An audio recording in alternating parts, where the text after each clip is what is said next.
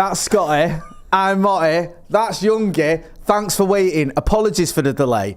It was my fault. I was just sorting my hair out. How does it look? Does it look all right? Was it worth it? You've missed a bit. Yeah. You're looking nice and tan, my brother. Yeah, man. Yeah. In 7 days in Spain, it was much needed. Yeah. But I've come back a broken man. Why? Talk to me. Because I've got 3 daughters, which is me and them 3 on holiday. Thought I'll take us out on a lake, on a boat. Nice. It wasn't like a swanky. Like, is the lake like a canal? No, like it was a big proper lake. Is it? Like huge. Right, okay. And I thought, right, I'll get in this. It was one of them pedalo things, and I thought, like, my eldest will give us a hand with that. And she did for 5 minutes. Right. But of course, they wanted to go. It was 2 hours, mate. Like, 2 hours? Yeah. I got told off when I came back by the guy who owned it. How long you meant to have it for? An hour. So you've had it for double. Yeah. My maths is right. Double the amount of time you meant to have it. But he's just like come back and he's like started shouting at me. I'm like, non comprende. And I'm really? like, yeah. So I don't know. Where did you go in Spain, Scotty? Mallorca. Right. And but yeah, so like an hour on my own pushing this fucking pedalo around. I mean, that sounds harsh. In the heat, yeah. with 3 kids we are pushing a pedalo. Yeah, I wouldn't envy you there, but happy memories. Yes. Do you know what I mean? You look back at that. We got some great photos. Yeah, you look back at that, and it's the fondness that you remember in it. It's not the heat and all that. It's the pictures and everything. It's the fact that my back's still aching and I've been back since Friday.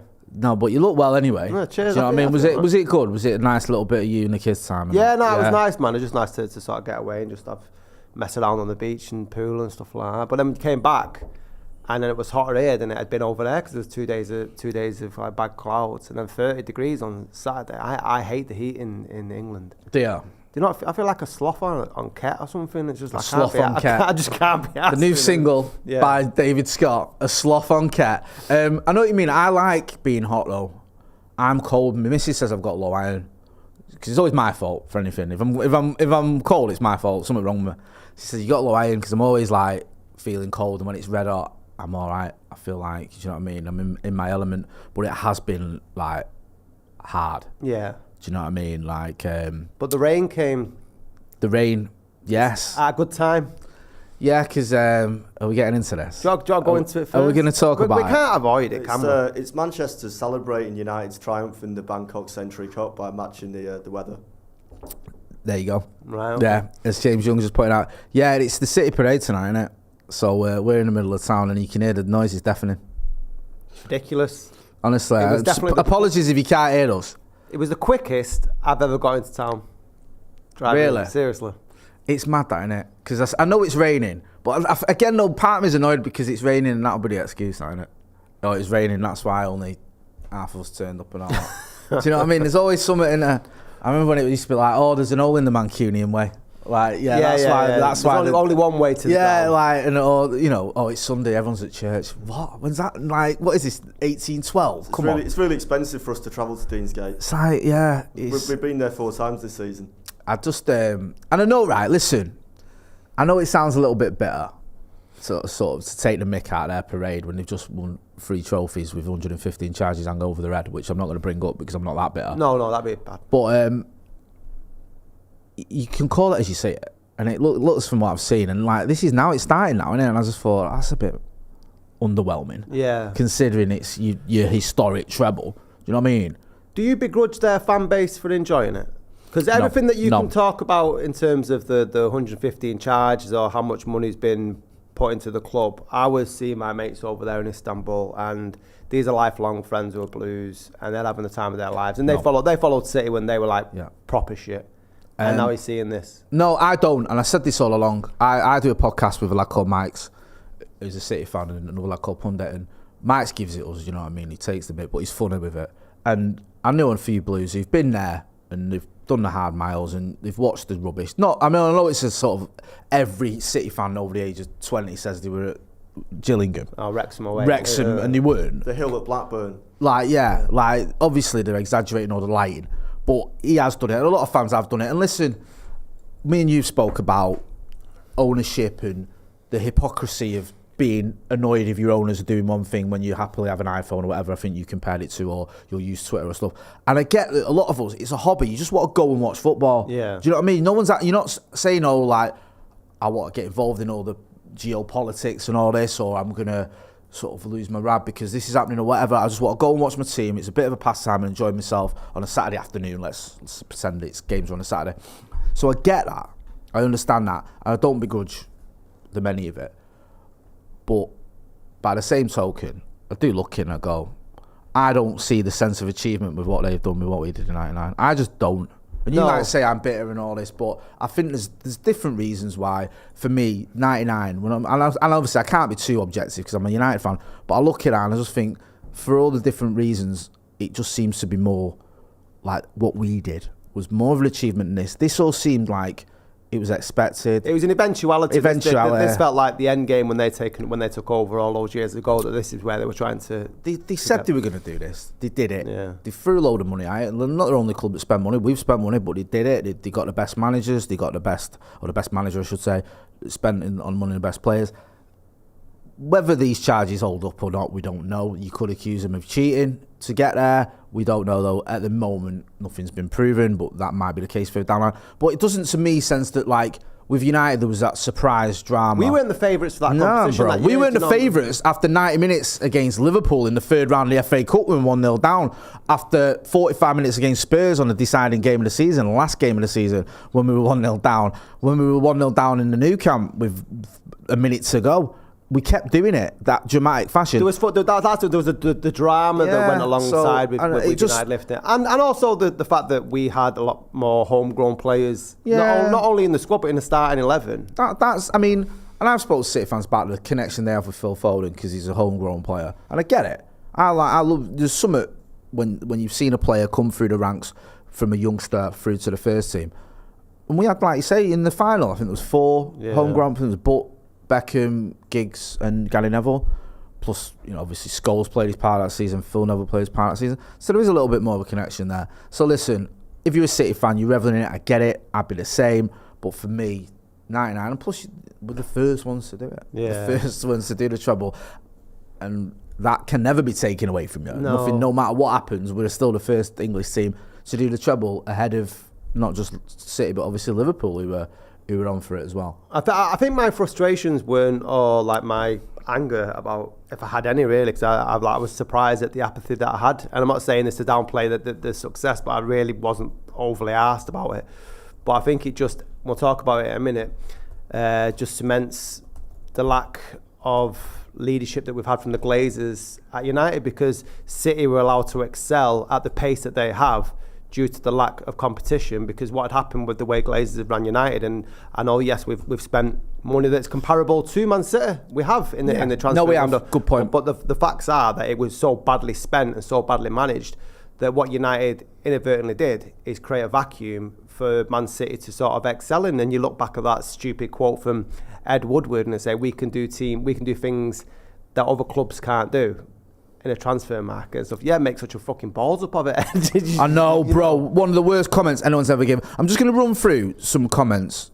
Just loads. I'm just going to run through the people that are in the chat, because there's a lot of people that are showing a lot of love for this channel. King Dino, and a few people commenting. Witterbird, Solo, go and check out the Man United agenda. Daniel Gray, Tyler Johnson, loads of different people. KC, Darren Walters.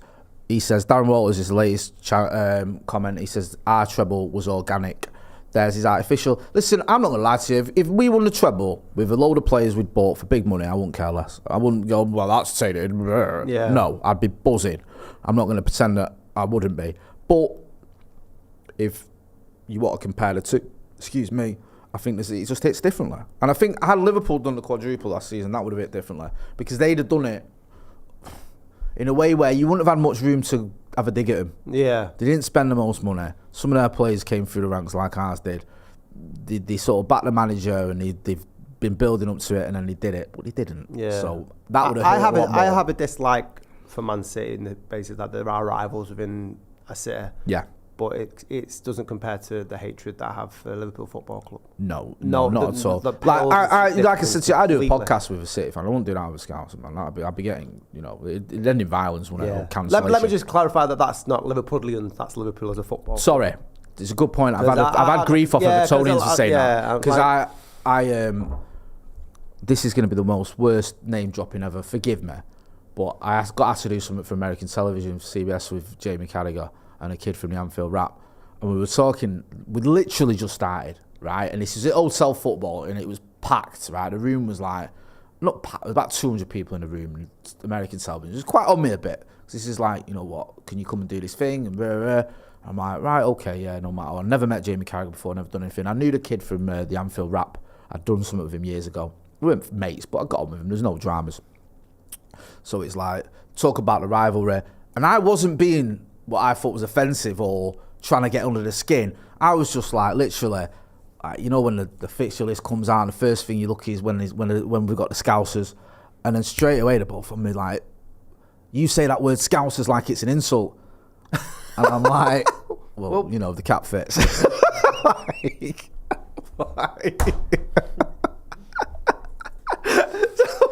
I'm waiting for the director to go, wait a minute, should we start again? But no, I was like, well, I didn't mean it like that. That's the description. I've never heard that as being a form of like some sort of derogatory insult. Well, they said the way I said it, like, was, I was saying it like Scousers. Like, they both said, like, the way you say it, it's like it's an insult. And I was like, we're starting already. I literally just started talking, and they were both jumped on me, but they were all right. They were good. They were on good form. The one thing with Liverpool, though, is there is a lot of similarities. You spoke about it on your book launch a little bit, about how every city has the similarities. And some you say, oh, this city, we're different. Yeah. And it's like, well, they're saying that. And there are similarities between us and the Scousers. Like, economically, the sort of the class sort of genetic makeup. I think if you look at the amount of working class people in Liverpool, the amount of working class people in Manchester, it's very similar. The issues we've far had, more similar than we are, different, I think. And what would you reckon to this then, Scotty? Let me ask you a question. James, I'll ask you this as well.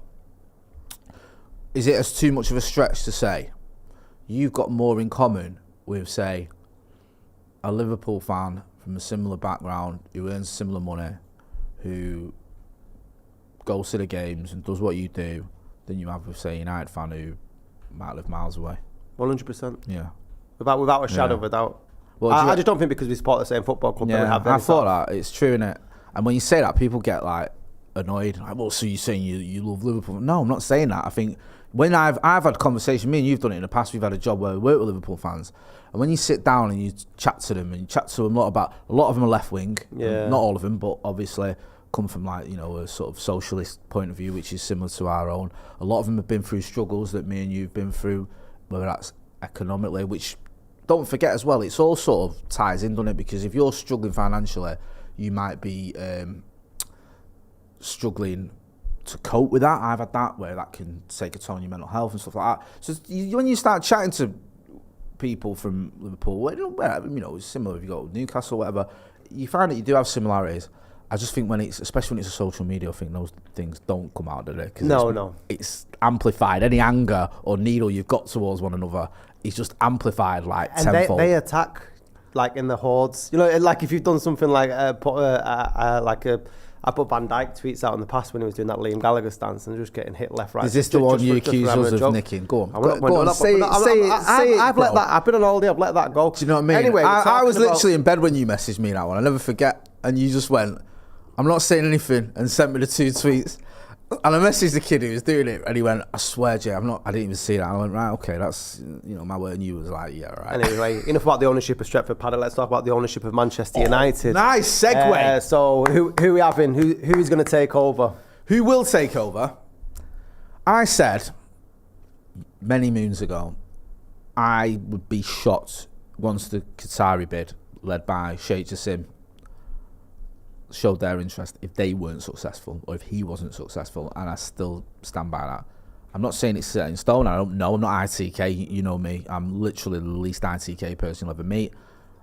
But I would be surprised if they didn't make it happen. Because I've always found the contradiction is they've got all this dough to spend because they've got access to this Qatari fund, which is almost limitless, but they ain't going to go further than Sir Jim Ratcliffe, who some people claim doesn't have quite as much money as he's making out. So I just think, well, surely they'll push it over the line. Am I right in thinking that this last bid that apparently they were walking away from on Friday, and then it says, actually, I'm not walking away, but...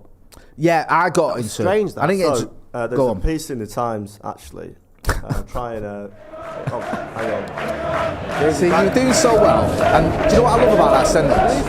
The way he said the word actually, it was like he was telling you off. Like, I know you didn't mean to, but it was like, it was just missing the sigh, wasn't it? Scotty, there's a piece in the Times, actually, if you bothered to read. We can get it up now. There we go. Right. Preferred Manchester United takeover. Bidder to be named this week. There we are. That was the piece in the right. Okay, well.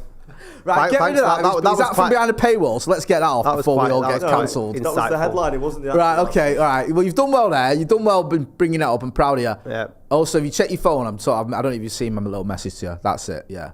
Do you want me to just leave it on the singles each time? Or do you want me yeah, pretty much. Okay. I don't like that wide. Let's discuss this on camera. Yeah. So you think it's going to be the Qataris, but I want to know that people who watch the Scotty and Motty channel, what they prefer. I mean, right, because there's the difference there. There's a good point. There's a difference between who you think it'll be and who you prefer. Yeah. Now, the issue I've got with these two bids, they're both flawed. Both deeply flawed, right? I'm not too enamoured of either of them. I don't like the idea of being state-owned. We've spoke about that, and it's nothing against the Qatari state. If it was Britain, I wouldn't want it. I don't like that idea of being a state-owned entity. I don't also like the idea of the Glazers staying. And it seems that Sir Jim Ratcliffe is saying, if I do this deal, they're going to stay on for a bit. Yeah. That doesn't fill me with joy. So you're sort of looking at two different things. It's like, which one can you stomach more? Can you stomach more being state-owned by a state that does have questionable attitudes towards certain groups? Can you stomach that and you go, look, that's nothing to do with the Manchester United Football Club, so I can live with it. It's not an issue for me. Or can you stomach the Glazers staying but not having control of the club? Because that would be the defence of it. Well, they're staying, but they ain't calling the shots, so Jim is. Yeah. So it's not ideal either way for me. And I get that some people, I've got mates who are like, Jay, take the money and run, man. Just get the Qatari bid in, let's have all that oil money, and let's go wild in the transfer market. I understand you're looking at the negatives, but these are both these are going to be. It's going to be one of these two that are taking over the club. So whilst we can say that there's a negative with both of them, purely for what would be the most beneficial for Manchester United as a football club, in order to compete with the likes of what Man City are doing and like being state-owned, and that seems to be a thing of where we're heading. What is the best option for United in your opinion? That's the thing. Just financially. That's the one thing where I'm not 100%, because everyone assumes, right, that the Qatari bid will be the best for Manchester United because there's the infrastructure promise, and there's a bit more. It's a bit vague with Sir Jim Ratcliffe. He says he's going to restore the club to this, and it's going to be community based. I don't think there's anything I've read the way it says I will spend X amount of money. There's noises, but there's nothing as concrete from what we're hearing from Sheikh Jassim. So there's that element. Now, for me, the only right answer is whoever comes in and is willing to hand over the reins of the running of the club to someone who knows what they're doing. Because I don't just think it's open and shut that whoever comes in with the most money makes us the most successful club. Because I think you can spend a lot of money and get it wrong. Evidently. We've done it. Also, Todd Burley at Chelsea. Chelsea have just spent more in 12 months than any Premier League club in history, and they finished 12th. Yeah? And I'm not, this isn't an anti-Qatar thing, whatever. PSG, who have had success, they've won the French Ligue 1 lots of time. They've also sacked a lot of managers. They've also had seasons where they didn't win it. They've also been to one Champions League final. And they bent over backwards to keep Mbappe and give him like ridiculous. And you look at that club sometimes and you go, what is going on there? Sometimes you can spend a lot of money and it go wrong. So for me, whoever comes in and goes, look, I'm not going to be hands-on. I'm not going to be Mr. Who's picking. I'm going to be getting, like, it pains me to say, like what City did with, how do you pronounce the kid's name? Is it Bergistan? James? Yeah, but Chicky Bergistan, yeah. Chicky Bergistan, thanks. I hate pronouncing names wrong. I always get it wrong. People think I'm doing it on purpose and I'm not. Where they went, you deal with that, work with the manager, because let's not forget, people go, Pep's amazing, Pep's done this, Pep's done that, and he has done a very good job there. But they won a title under Mancini, they won a title under Manuel Pellegrini. Is Manuel Pellegrini a managerial genius? No. They've got a structure in place. Yes, they spend lots of money, but they spend it well. Pains me to say it because I hate them, but they do. So we need someone who's going to go, look, I'm not going to be Mr. Hands-on, calling the shots, telling the manager what to do. Back this manager, give him the tools he needs, and someone above him, who's not an Ed Woodward investment banker, who knows what they're doing, and also fix the stadium and the training ground and all the other stuff that needs sorting out at this football club. So do you have a level of fear then that it could be a bad thing? Yeah, if you get an owner who treats Manchester United, and this could be either or of them. I don't know. I don't know either of them. I never even heard of Sir Jim Ratcliffe until a few years ago. No. And I never heard of Sheikh Jassim until about a year ago. So I'm not going to pretend I'm well read on him. And also, there's limited information on both of them, especially Sheikh Jassim, because he's quite secretive. Well, not secretive is the wrong word, but there isn't a lot of information out there, is there? So even if you're doing research, there's only so much you can find out. So I don't know. But what worries me is you get a Todd Burley situation. Keep thinking of him, who comes in and goes, tell you what we need to do. Let's have North versus South. Yeah. Say, this manager, what's he won? Champions League. I don't care about that. He's sacked. Bring in Graham Potter. What? Right, and we'll sign 20 players. In fact, no, get rid of him. James Corden told me Frank Lampard's the man. What?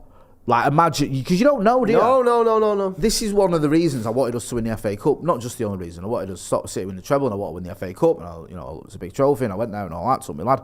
But I feel like winning the FA Cup would have given the manager a lot of breathing room under the new regime.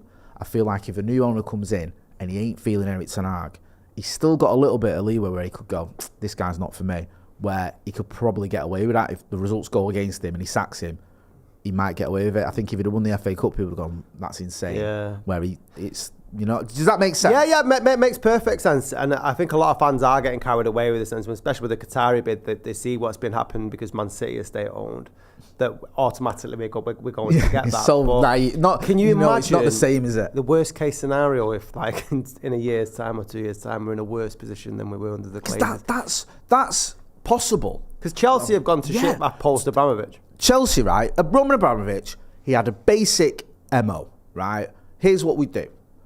The best manager I can get, who's available, whether it's Carlo Ancelotti, whether it's Antonio Conte, whether it's Jose Mourinho, whoever it may be, I get him. Yeah? We get him and we back him, right? So you get him and you'll give him a budget, or you'll buy a load of players, and you'll buy players knowing that those players can be at your club for 10 years, regardless of who the manager is. Yeah? So when N'Golo Kante comes into your club, it doesn't matter if Jose Mourinho, Antonio Conte, or Thomas Tuchel's the manager. That's a player that's going to do a job for anyone. Yeah. And he did. And they won multiple trophies with him there. Similar thing when they had other players going back even further, when they had the Ashley Coles and the Petr Cechs and all those players, Didier Drogba, for example. You go, look, it's the infrastructure, because that's the same model that City had when before Pep and all that. The manager merry-go-round can carry on, but as long as you've got that base, a foundation, and you keep building on year on year. And in many ways, United under Ferguson, especially towards the end of Ferguson's years, it felt like an unravelling, really, and it just felt like Ferguson was basically driving a knackered horse, or riding a knackered horse across the finishing post first. Do you know what I mean? Because that's incredible what he did in that last season. No, it is.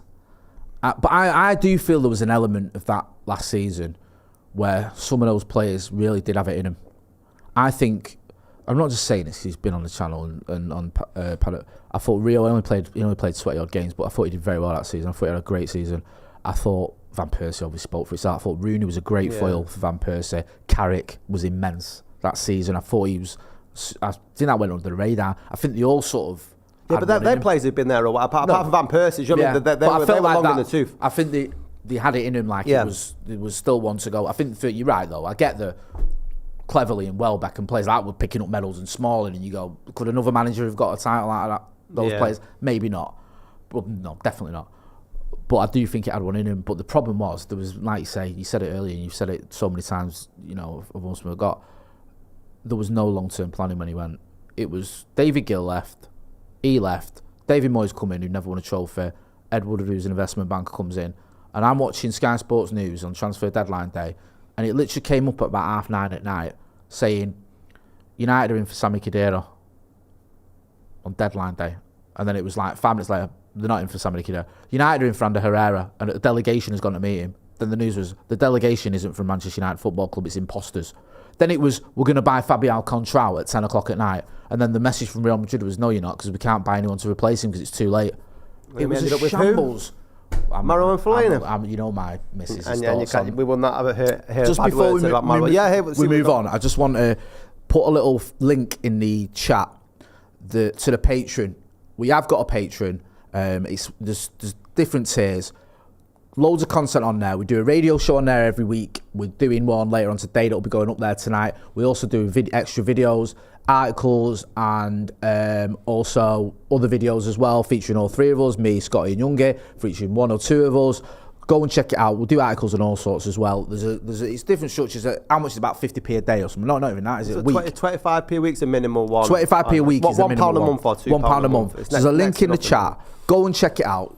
We appreciate your support. I know times are hard, but you value for money. There's always stuff on there. You can go and see that. I did an article last week about Holly Willoughby and the absolute nonsense that was going on with Schofield Gate. Did a video as well, a little bit of a rant. We all do a radio show, which for me is one of the best things I've ever been involved in. So go and check it. C Ren says, do you have an OnlyFans? Yeah, that's 2p a month for our OnlyFans. Scotty's OnlyFans would be lit. How much would I charge for that? I think you could get at least £2, maybe £3 a year. You reckon? Yeah. What do you reckon, Youngie? OnlyFans for us lot? I don't know. It depends what you put on it.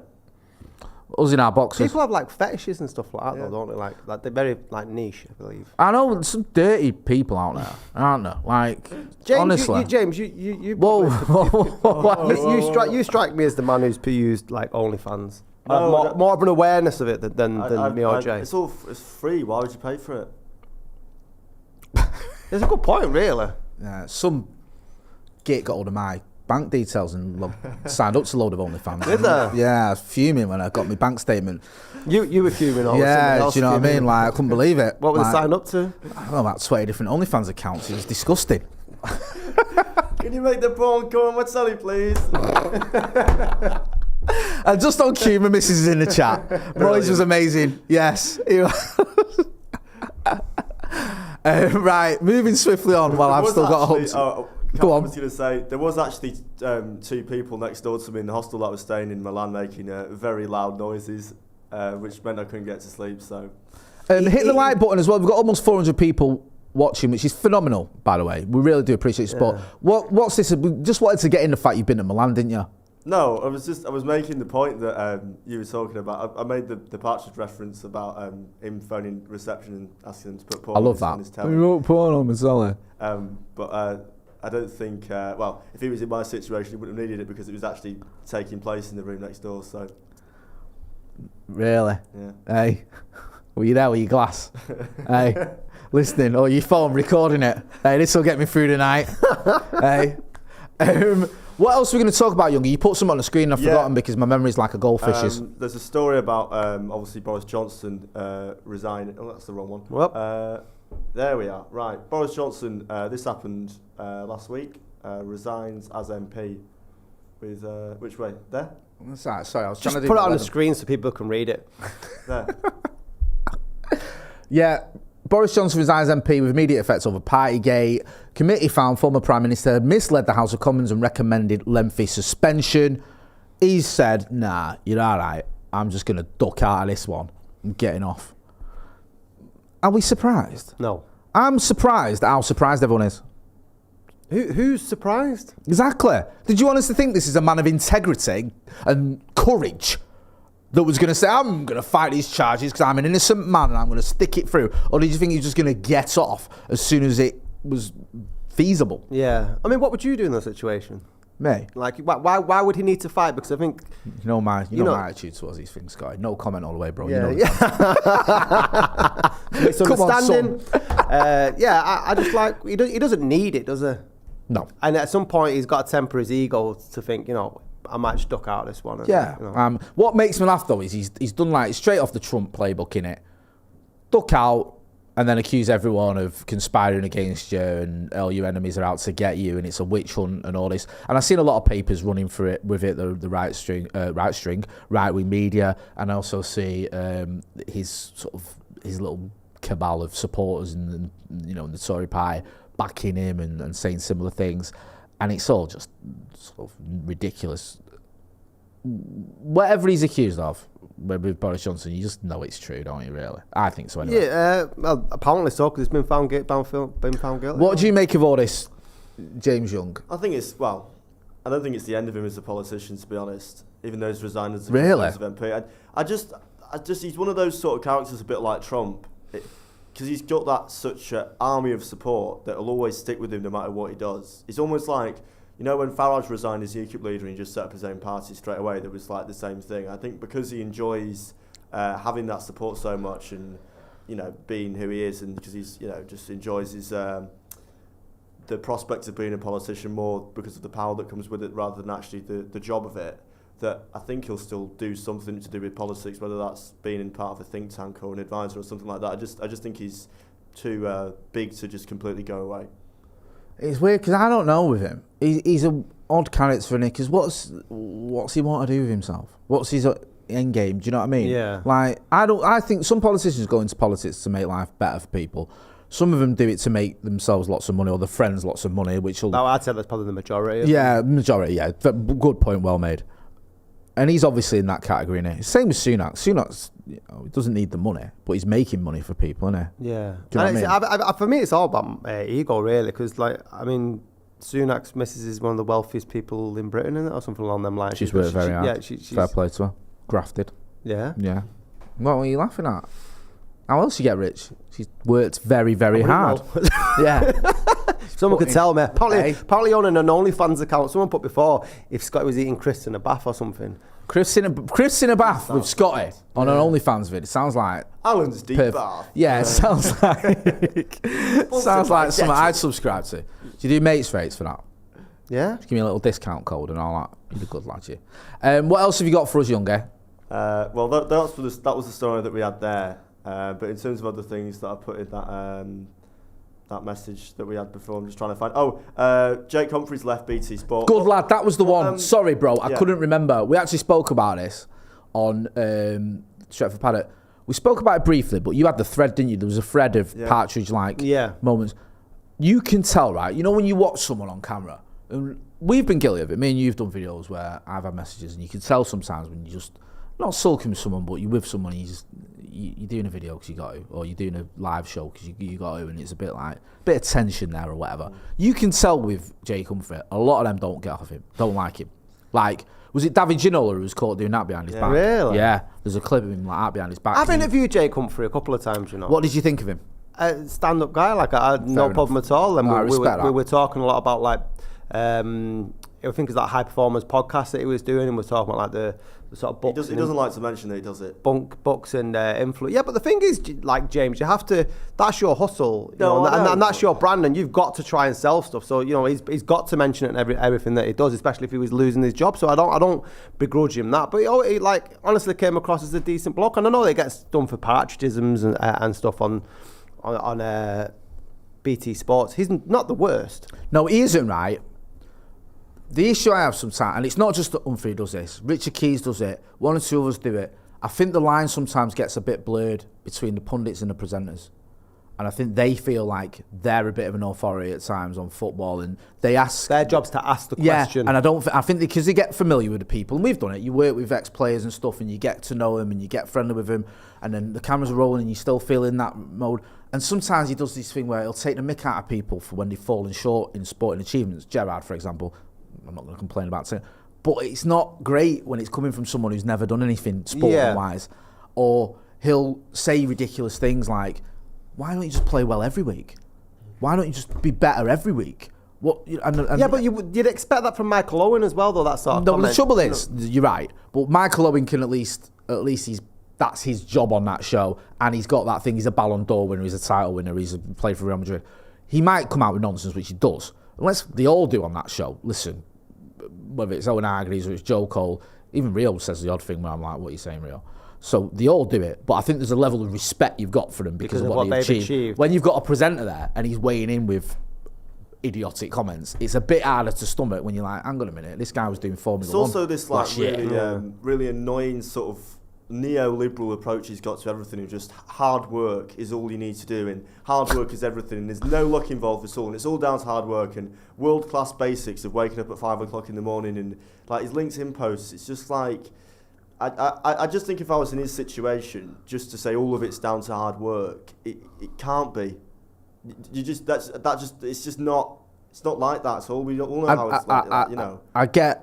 Yeah, I like the way you use that neoliberal approach. I do think there is an element of that, and it's always like the LinkedIn thing. he's very sort of that vein in it. It's like, don't worry about your qualifications, don't worry about this, get up, seize the day and all that. And on one hand, you think, all right, that's quite an admirable trait and you respect that and it's a good... But on the other hand, there is a little bit of, I don't know, naivety mixed with arrogance around it, because it's like, some people, it's not just the case of... It's not like they've not achieving because they haven't put the graft in. No, but I mean, he can only speak from his experience.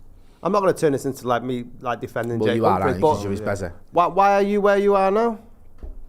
Doing what you do? Because I've been very fortunate in that, yes, there's a hard work element to it. You work. Don't downplay how hard you work. No, there's a hard work element to it, yes. You work really hard. And I've also had Take credit for it. I've also had a loving family that have forgiven me and helped me in times when I would have walked away from it, and I've had the support network when I've needed it. Yes. And that's my point is, I agree with the hard work thing, yes, and you're right, and I thank you for the compliment. And you just say it right back at you. We have grafted, but we've also had people at times when we've needed them. And I think sometimes that gets ignored or lost with some of the messages, not just Jake Humphrey, some of the messaging you see, there's, especially the whole LinkedIn thing, I get that, because it always trends, doesn't it? And it can be that little bit of, who was it the one, he was on Daily, the CEO, and everyone was going mad. Molly May, right? I mean, the thing with that is, I don't know why people are were so kicking off so much of what Molly May had said, but it was like that everyone lives the same 24 hours in a day. Well, you don't. You know what I mean? Like, there is an element of sometimes, and I get it, hard work graft, but a lot of my sort of comments or advice is, you know, sometimes we do have struggles, sometimes it is hard, and sometimes you do need to reach out and get help when you need it, and we've all been through that, and we can always, you know, reach out to people, because that's always a thing, and sometimes that gets lost a little bit. That hustle culture thing as well. That's what's that hustle? Yeah, like people on LinkedIn, it's like, oh, work 3 jobs. No, I always think, right, people go, oh, you should work 100%. No, you shouldn't, because you've got nothing left then. 90 at a push, because otherwise you just work. You're not even bringing that to your fucking production skills. Let's not start there. Wow. I quite like the fact you've done the maths. 100%, no. 90%. Do you know what I mean? Like it's some sort of, I can't imagine some sort of running race. You go, hang on a minute, I'm going too fast here, I better slow down. Like, do you ever get to that halfway through the day, James, where you're like, right, I've done that 100% all day. I need to slow down a little bit. I need to do 80% for the rest of the day. All those prospective employers there looking for a producer, and then just James going, nah, I'm not giving him 100%.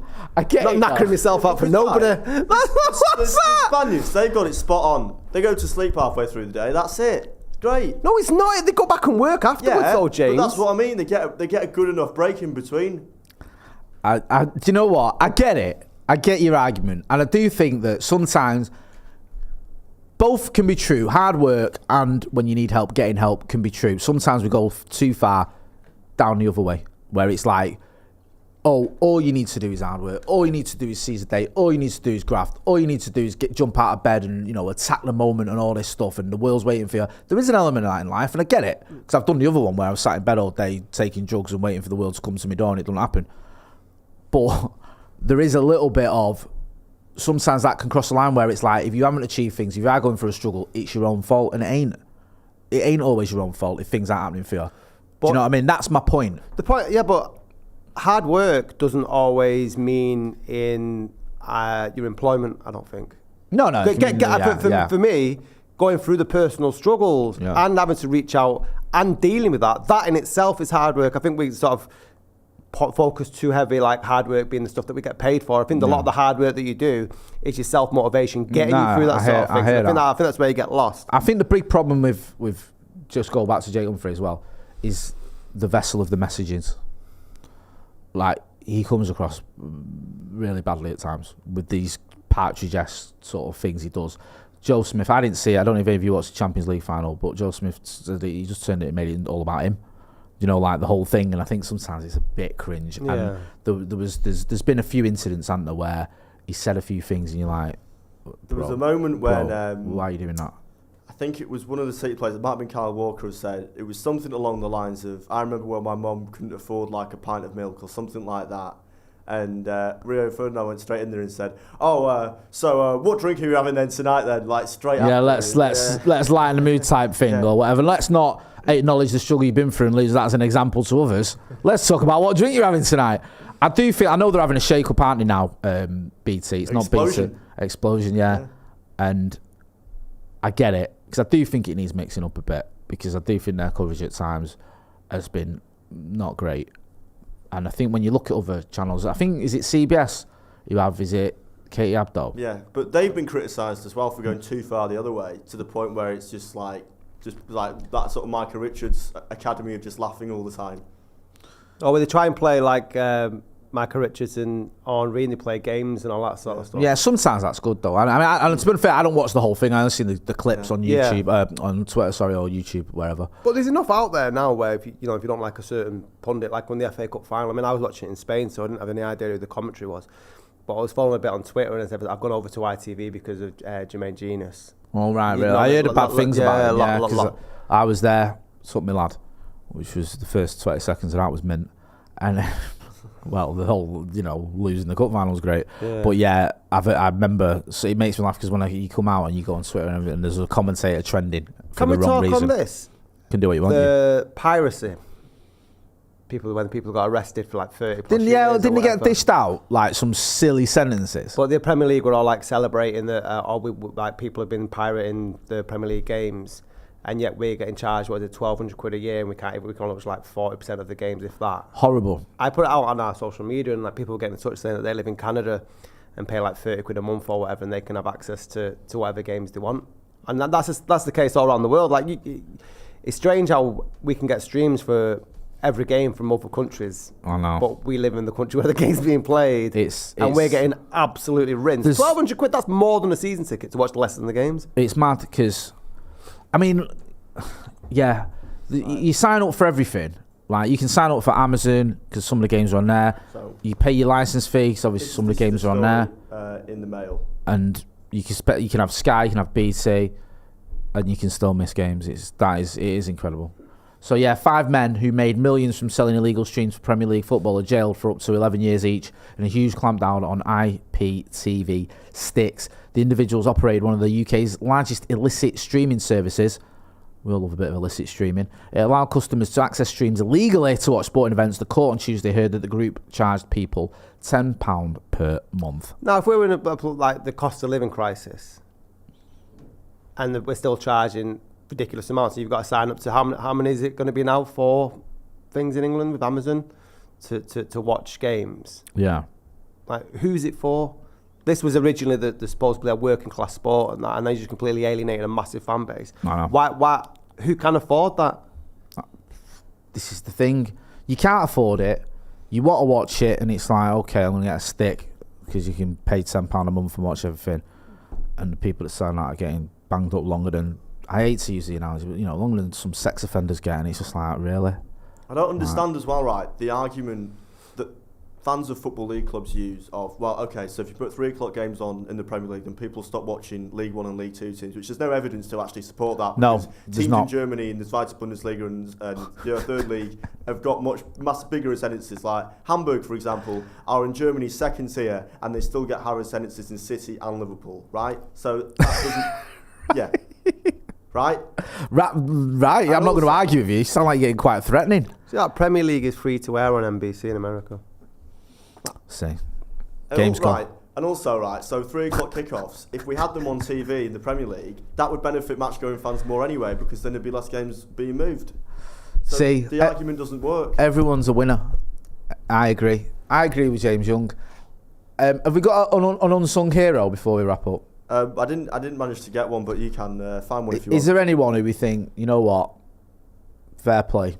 Can I put a really unlikely hero? This we've slagged Graham Souness off massively on this show, but it was good that he did when he swam across the channel to raise money for that young girl. No, that's all right. No, I haven't, but fair play. Can you get that up, James? Yeah, get it up now. Graham Souness. So he swam across the channel for a young girl who was ill, I presume. Yeah, I can't remember the condition that she had, but I think, or how their paths crossed. But he's done like this whole thing about how he's maybe looked at things that he's done in his life and stuff, and made him sort of readdress certain things. And like he was moved to do a massive charity event to raise money for this young girl. So that's it. Okay, no, if we're gonna hit people down when they say horrible and we don't like things they do, I think we should always sort of give them the props where it's due. No, I think that's a fair comment. I think we learned that from our own experiences, that sometimes you get things wrong and sometimes you get something right, and if you do get it right, then you deserve credit for it. So, is that Graham Souness is taking over Manchester United? Yeah. Okay, that's good. English channel to raise 1.1 billion. No, fair play to him. It was like Jeff Stelling when he did the speech on Soccer Saturday. Was it about eating disorders, which was a topic close to his heart and raised a lot of awareness on it. And it's always good, especially with people that you associate with. Maybe sometimes it's even you associate with toxic masculinity or whatever, and they come out and do that sort of thing. And I think it's always good to temper it as well, especially with our opinions, because I think in the same way that you said Scousers and that might have come across offensive, a lot of the time we're not attacking individuals for who they are. A lot of the time it's down to some of their views, and I think that's what we should always take into consideration. They might have other sides to them, and whilst people like James Young may have such a massive thing against Jake Humphreys, the man's a human being. So, shut up now, James, you've had your say. Right, so I think we should always temper our opinion. I like this. I like the fact that Scotty's Bezzies with Jake Humphrey wasn't having it. I quite like that, because it wasn't three of us digging out. The thing is, right, you should be able to criticise someone professionally for their work. No, you shouldn't. It's out of order, that. The fact is, you were causing a good argument, and then your counter was, you shouldn't have to work 100%, you should only have to work 90%. Yeah. Well, I think 90%, is decent. I think if you're doing 90%, you're doing all right. But I don't think most people are, because I think 90% is quite a lot.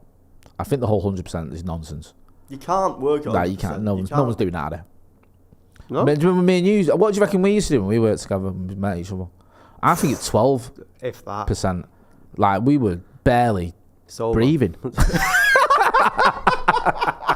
We used to sit our desk like that. Yeah. And the phone, we working in a call centre whilst the phone was ringing, and our boss would pop up and go, "You gonna answer that?" I'd be like, yeah, all right. See how much you pay me? I thought you just paid me to turn up, but that was in a previous life. But anyway, thank you everybody who has been watching the show tonight. If we can get the wide, please, you can go to the wide now. Well done. Make James. sure you're liking the show. This has been my best mate and worker extraordinaire. I think you should. Like your work ethic. Do you know what though? I'm very fortunate. You know what it is, right? I'm very fortunate now to finally, after years, and you know better than anyone, of doing various jobs that I didn't enjoy, to do something I love doing, including this. And the support we get, and everyone, 400 people watching is great. I know the comments and stuff. It's the real buzz. Yeah, it certainly is. So thank you everybody who's been watching and contributing in the chat. Please like. Thanks to James 90% Young for the production skills. I've been Scotty, that's been Motty. Please check out the Patreon. We're going to be doing a radio show based on songs on the theme of a heat wave. Jay, as you may expect, has gone very safe. I'm sorry, I am Mr. Beige on our radio show. These two are like, there's this, the B-side to this album of this single of a band I've never heard of. Yeah. And they'll both know it as well and start rapping about it. And I'm like, I've gone with, Don't say it, because if you want to find out... I've gone with the Beatles and the best of the Beatles. What? Can we still play that Wiley song, do you think, in terms of, on the radio? Wiley? What? I've not picked Wiley. I know no one's picked Wiley. I'm just saying, because of the comments that he made. Well, we'll discuss that when we're doing the radio show. No, hang on a minute. We'll discuss this now. No one's picked Wiley, so why are you worried about it? I'm just because it's Heatwave, isn't it? So it just came into my head subconsciously about whether that song can still be played. And you thought now was the right time to, when we're doing the outro of a YouTube channel. I mean, if you think this is chaos, make sure you sign up to the Patreon, and you'll obviously find more of him laughing. Decided now doing some to discuss it as you're doing your outro. Do you know what my favourite, right? Just before we wrap up, my favourite one was James Young the other week, right? We did one where we didn't have a producer, we had to set a record. Right, so we had the wide as our video shot, as our shot, right? So we're all on it, we're recording this is for our Patreon, right? So we'll set up, as Scotty's doing his outro, but don't forget there's only one camera shot, James gets up and walks off. It's like, in the middle, like there's nothing you can do that with it. It's like... That's 90%. Yeah. Right, I've been Scotty, that's been Motty, that's been Younger. We shall see you on the Patreon, or failing that, we'll see you next week.